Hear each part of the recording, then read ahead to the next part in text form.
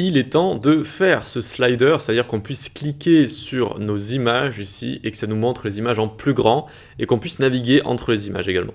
Alors, il y a pas mal de fonctionnalités. Déjà, il faut cliquer sur une image, il faut faire apparaître la bonne image en grand, il faut pouvoir cliquer sur les boutons pour naviguer, toujours en ayant le bon index.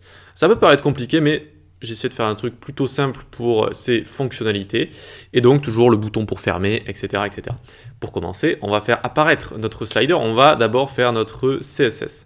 D'accord, donc on se retrouve, on est où? Tac, portfolio, juste ici. Donc on va se faire une petite partie ici, slider portfolio, on peut enlever le display none, enfin si, on va le laisser, mais d'abord on a envie de le faire apparaître pour voir si on a bien stylisé tout ça, donc pour l'instant on va l'enlever. Donc on va faire slider portfolio ici. Une width de 100%, une height de 100%. D'accord, ça va prendre tout l'écran, tout simplement. Voilà, 100%, 100%. Position fixed, ça va rester fixé à l'écran. Z-index, on lui donne 1000 pour exagérer, pour vraiment que ce soit au-dessus de tout. On lui fait prendre également tout l'écran avec un top, bottom, left et right, comme ça. Top, bottom, left, right.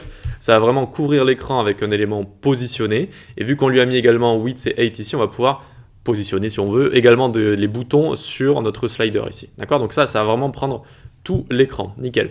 On va lui mettre un petit background linear gradient. Alors, background ici, linear gradient ici. Ça va partir à 45 degrés, donc en diagonale de gauche à droite, et de la couleur hashtag 333 jusqu'à la couleur hashtag 00. D'accord? De sombre à noir, comme ça. Et très bien comme ça. On rajoute ici display node, mais on le met en commentaire, CTRL-C. Parce que de base, on a envie de voir notre slider. Voyons voir déjà ce que ça donne. Hop, alors on a notre image, on va s'en occuper. On voit qu'on a le fond sombre derrière. Bon, ça fonctionne, mais c'est pas encore ça. Donc on va pouvoir s'occuper de tout ça. Pour commencer, on va s'occuper de notre bouton qui va nous permettre de fermer le slider. Je l'ai appelé btn fermer slider. Position absolute qu'on donc positionne par rapport à son parent plus haut. Top, on le met à 3%. Right, on le met à 2%. D'accord, donc ça restera toujours dans le top droit. On lui met une width et une height, 70-70.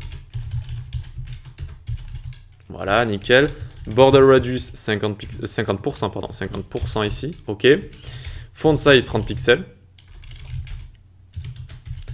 Outline et border, on lui enlève, none et none. Voilà, none, none. C'est un bouton, donc de base, ça outline et bordure. On met background noir comme ça, couleur FFF. Et dernière propriété, la bordure. Bordure. 1 pixel solide, hashtag FFF comme ça. Voilà, notre bouton est fait, c'est génial. On va pouvoir s'occuper des boutons droit et gauche. Donc pour ce faire, les coder tous les deux d'un coup, on peut faire btn left, virgule, btn right.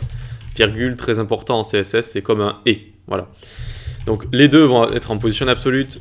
On va les centrer parfaitement sur Y avec la technique top 50% et on les remonte de 50% de leur hauteur. Translate Y. Moins 50% ici, moins 50%, ok. Ensuite, width de 70, height de 70 également. Tac, tac, tac, nickel. Et on va même pouvoir prendre ce qu'on a au-dessus. Donc du coup, width 70, height 70, tac. Pixel, pareil, on peut prendre jusqu'ici. On va tout prendre jusqu'ici. Hop, voilà. Bon, on aurait pu le coder également. Mais ici, maintenant, ce qu'on va lui faire, c'est Display Flex, Justify Content Center, Align Item Center. Nickel, pour centrer les petites images qu'il y aura à l'intérieur. Maintenant, qu'est-ce qui va différencier btn left et right? Juste une chose, leur position. Il y en a un qui va être à gauche, l'autre qui va être à droite. Donc le premier, on lui met left 2%, et l'autre, on le mettra à right 2%. Ok? Donc il y en aura un à gauche, un à droite. Ensuite, les images qu'il y aura à l'intérieur, btn left, img, virgule, on peut faire maj alt flèche du bas, btn right, img. Donc les images qu'il y aura à l'intérieur prendront une hauteur et une largeur de 30. Ok, nickel. Et pour terminer, notre image visible ou visible slider. Une width de 60%, 60%, tac, hop. Une height de 700 pixels. Object Fit Cover, vous connaissez maintenant pour que ça couvre bien l'espace qu'on lui alloue, qu'on lui donne. Cover ici. Position absolute, et on va parfaitement centrer cette image. Donc parfaitement centrer un élément en absolute. C'est la technique top 50%, left 50%, transform translate. Moins 50%, alors translate, hein, pas translate Y. Là, on a envie de translate sur X et sur Y, donc translate, et donc moins 50% de sa largeur sur X, moins 50% de sa hauteur sur Y. C'est comme ce qu'on a fait plus haut avec juste le Y, sauf qu'on fait également pour X, parce qu'on a envie de centrer sur X et sur Y. Ok, normalement déjà on a quelque chose ici. Alors hop, on a bien notre slider. Alors c'est basique, hein, c'est basique, mais je voulais vous montrer comment on fait cette chose qui arrive souvent. On a souvent ce genre de choses avec des sites immobiliers en général. Quand on clique, je ne sais pas si vous avez déjà cherché pour louer un appartement ou ce genre de choses, eh bien on va avoir un slider qui pop comme ça avec donc des petites directions comme ça et de quoi fermer notre slider. Tout ça, c'est très bien, on va juste faire les media queries de ça, et ensuite, on attaquera la partie JS. Donc, @media screen, nmax width, à partir de, il y aura juste un breakpoint, 700 pixels. Et en fait, il va falloir réduire tout ça, quoi. Il va falloir réduire tout ça. Donc, btn fermé slider prendra une width et une height de 50 pixels. Et font size qu'on réduira à 25 pixels.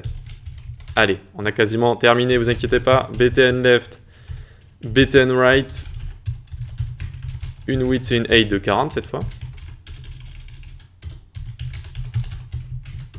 Ok, 40-40. Ensuite, on va prendre nos deux images ici, tac. Hop. On peut faire ici, donc là j'ai fait un Maj Alt F pour encore une fois bien indenter, bien présenter tout ça. Ok, donc ici ça partira en 20-20. Nickel. Et pour terminer, on va prendre notre image visible slider ici. On lui fera prendre une width de 95%, une hauteur de 500 pixels. Et c'est tout, c'est bon, c'est terminé. Pourquoi on a fait ça? Pour que ça reste responsive en fait, regardez. On va réduire, on va réduire, on va réduire. Et à un moment, tac, ça va prendre toute la largeur, comme ça va prendre toute la largeur, d'accord? Voilà, c'est tout. C'est pour que ça s'adapte comme ça. Ok, nickel. On va pouvoir attaquer notre JS. C'est parti, la partie fun JavaScript. Donc ici, on va se faire un nouveau fichier. On va l'appeler portfolio.js. Pourquoi on ne fait pas dans le même app.js ici? Eh bien, c'est qu'on était déjà en train de faire un slider dans notre app.js et pour éviter d'avoir des conflits de nommage, notamment avec tout ce qui est slide, etc., eh bien, j'ai choisi de le faire dans un fichier séparé. Ce qui est tout à fait correct, c'est une bonne façon de faire. Et on va par contre venir l'importer tout en bas donc, de notre portfolio. C'est ici, hop, de notre portfolio.html.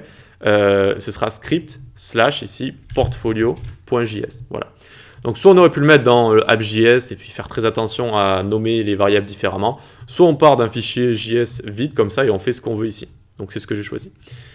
Ici, hop, slider, portfolio, c'est parti, il va falloir prendre pas mal de petites variables. Donc notre slider complet, on le prend déjà parce qu'il va falloir le faire apparaître. Donc document.querySelector, slider, portfolio.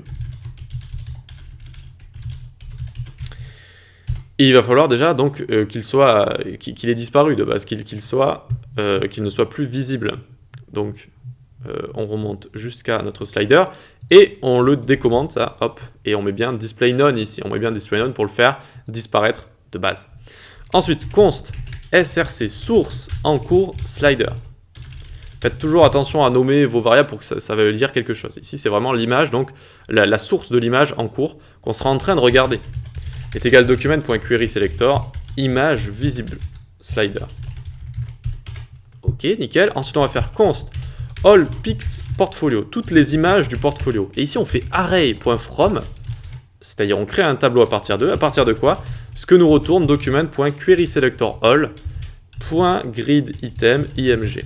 Qu'est-ce que c'est que ça?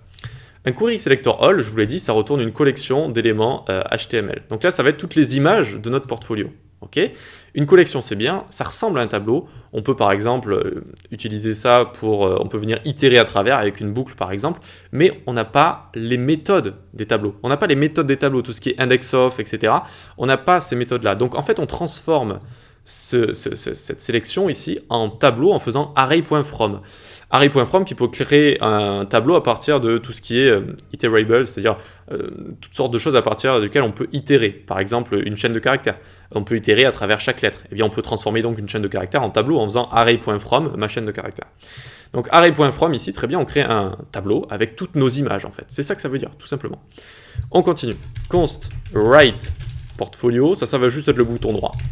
Est égal document.querySelector btn write. Ensuite, on va avoir btn left également.